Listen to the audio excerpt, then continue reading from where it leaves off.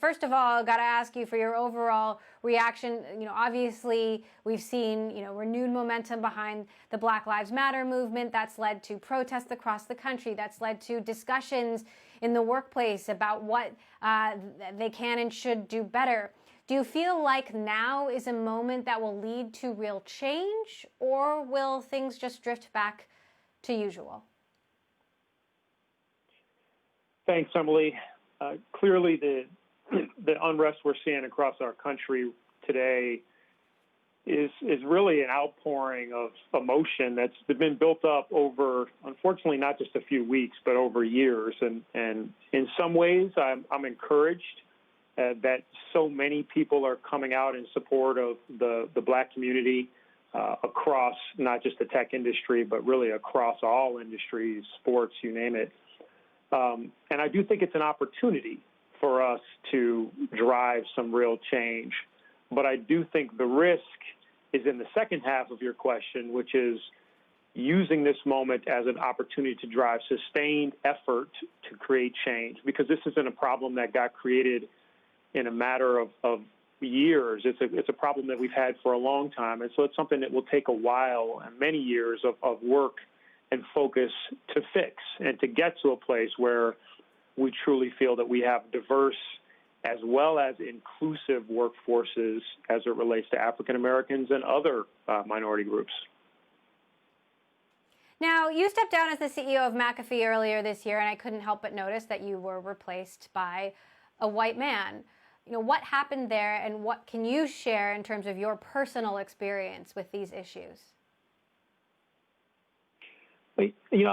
I would say, my leaving of McAfee was more of a planned thing, so I don't think race really was something that was involved in that decision.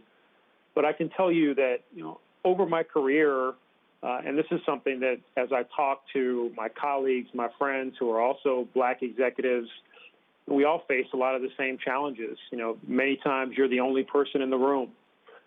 Many of us, and I included, remember examples of times when I would show up to a meeting and it was clear that the person on the other side of the table, if they hadn't met me, might not think that I was the most senior person in the room when I happened to be the most senior person in the room. And those are just small examples of what one might call today micro inequities, but they're due to stereotypes that many of us have about race.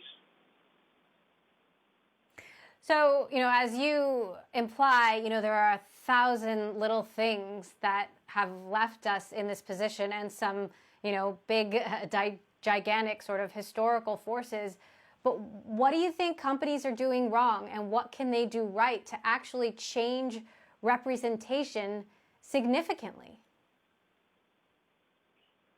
I think that the work that can start now, and some companies have started, some other organizations are just getting started. But the first thing that companies can do is make this a priority. And by making it a priority, I mean not just to say it's a priority or donate. We're seeing a lot of donations, for example, happening right now, and conversations are being had.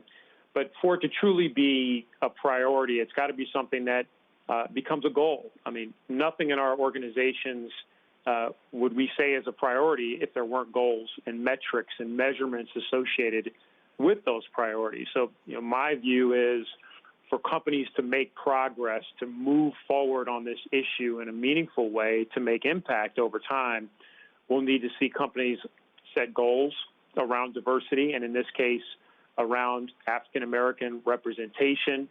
I think companies are going to need to set goals around the progress of African Americans and other minority groups inside the company in the form of advancement.